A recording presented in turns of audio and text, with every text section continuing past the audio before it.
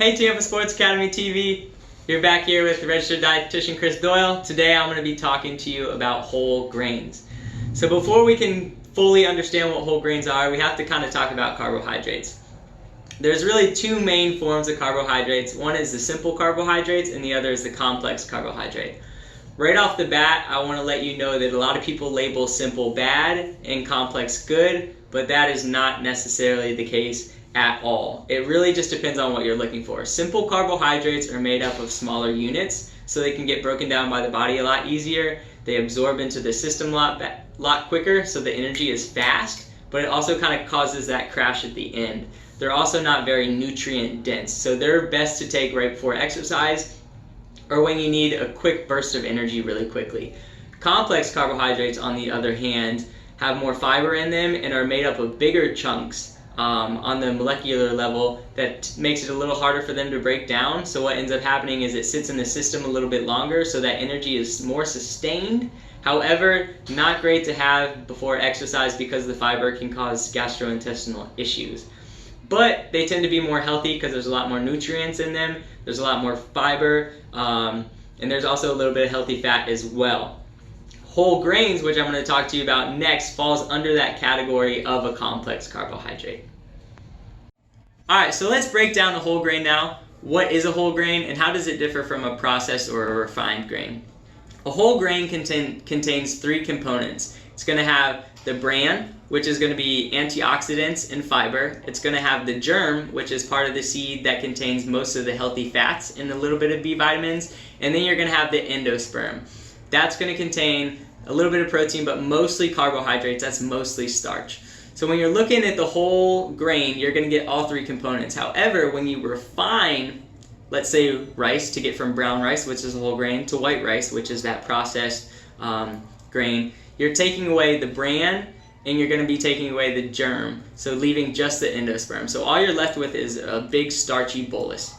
When you look at those whole grains though, you're going to have a lot more nutrients, you're going to have a lot more fiber, and you're actually going to have less calories.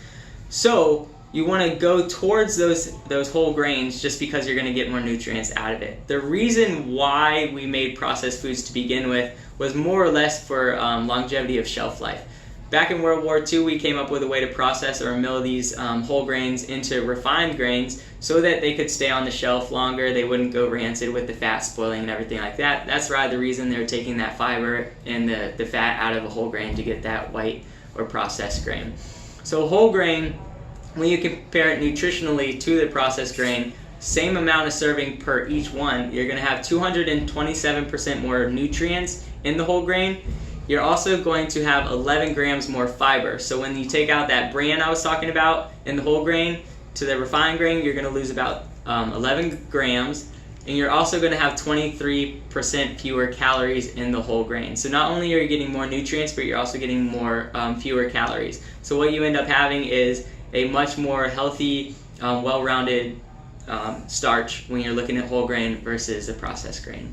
And because of these nutritional superiority of the whole grains, what you're going to want to do, and the American Heart Association actually backs this up, you're going to want to make sure that half of your grains for the day are coming from whole grain sources. Now it might be confusing, like how do I know that what I'm eating is going to be a whole grain?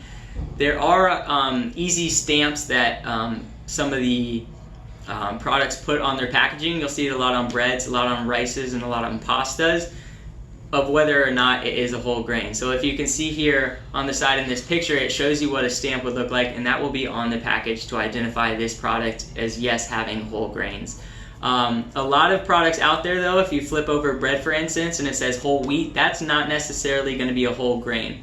Some of these things are processed down, turned basically white. When you remove that bran and germ, you end up with a white endosperm, so a lot of it looks white, but they'll add molasses to give it that brown hue, so you think you're eating a whole grain when in fact it's just a white bread with some molasses in it. Another thing that you're going to want to be looking for is enriched. So enriched kind of lies in between that whole grain and the refined or processed grain. So right in the enrichment, basically, they take away that bran and the endosperm, so strip it away from all the nutrients, but then they add some back into it. So they're going to add usually fiber and those B vitamins back into it. So while you're losing a little bit of the healthy fat, and you do get the addition of nutrients back, that's going to be kind of that middle ground between your whole grains and your refined grains. So just be on the lookout for that when you go to the store. If possible, look for the stamp that lets you know that you're in fact eating whole grains. Thanks for watching the video. Don't forget to like, comment, and subscribe, and see you next time.